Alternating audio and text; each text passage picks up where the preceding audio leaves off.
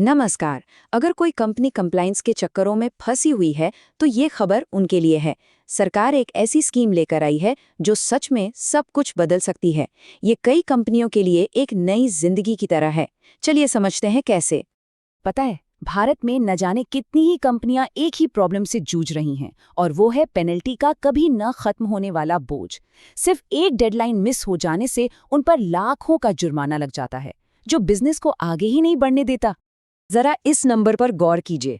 मान लीजिए कंपनी के दो सबसे कॉमन फॉर्म्स, मतलब जो सालाना फाइनेंशियल स्टेटमेंट्स और एनुअल रिटर्न होते हैं, वो टाइम पर जमा नहीं हुए, तो हर दिन की पेनल्टी लगती है 200 रुपए।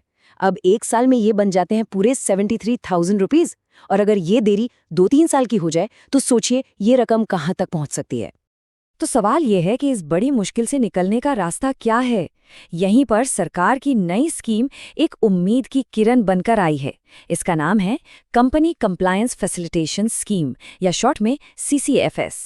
देखिए, ये सिर्फ एक स्कीम नहीं है, बल्कि एक नई शुरुआत करने का मौका है। तो आखिर ये CCFS स्कीम है क्या? इसे आप एक तरह का वन टाइम सेटलमेंट ऑफर समझ सकते हैं। मतलब सरकार एक लिमिटेड टाइम के लिए एक दरवाज़ा खोल रही है ताकि कंपनियां अपनी सारी पुरानी फाइलिंग की गलतियों को सुधार सकें, और वो भी बहुत ही कम पेनाल्टी देकर। अच्छा, तो इस स्कीम से किसी को फायदा क्या होगा? चलिए, अब इसके 3 सबसे जबरदस्त फायदों पर नजर डालते हैं जो इसे एक असली गेम चेंजर बना देते हैं। तो आप तैयार हो जाइए, क्योंकि ये है इस स्कीम का सबसे बड़ा जैकपॉट। जितनी भी पेनल्टी इकट्ठी हो गई है उस पर सीधी 90% की छूट। मतलब अगर किसी पर 10 लाख का जुर्माना है तो वो सिर्फ 1 लाख रुपए देकर पूरी तरह से इस बोझ से मुक्त हो सकता है। सच में ये तो कमाली है। और ऐसा नहीं है कि ये छूट सिर्फ 1 या 2 फॉर्म्स पर है, नहीं। चाहे वो फाइनेंशियल स्टेटमेंट यानी AOC 4 हो, एनुअल रिटर्न यानी MGT 7 हो, या फिर ऑडिटर का अपॉइंटमेंट यानी ADT 1 हो, लगभग हर जरूरी फॉर्म इस स्कीम के दायरे में आता है। अब बात करते हैं उन कंपनियों की जो शायद अब अपना काम बंद करना चाहती हैं।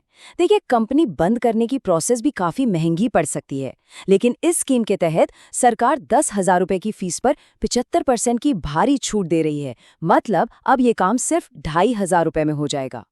और तीसरा बड़ा फायदा उन कंपनियों के लिए है जो अभी तो कोई काम नहीं कर रही, मतलब इनएक्टिव हैं। अगर कोई कंपनी को पूरी तरह बंद नहीं करना चाहता तो इसे डोरमेंट या निष्क्रिय स्टेटस में डाल सकता है। इस स्कीम से ये करना भी बहुत आसान हो गया है, जिससे हर साल के कंप्लायंस के झंझट से छुटकारा मिल जाता है।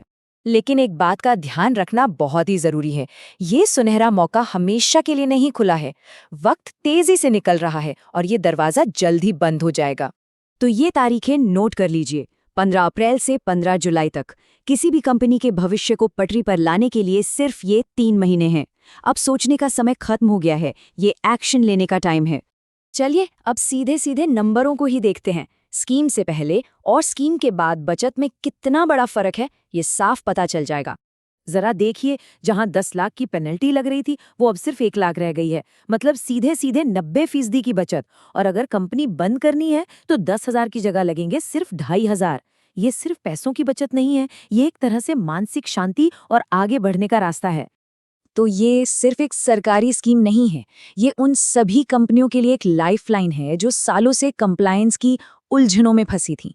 ये अपनी पुरानी गलतियों को सुधार कर एक क्लीन स्लेट के साथ नई शुरुआत करने का एक गोल्डन टिकट है।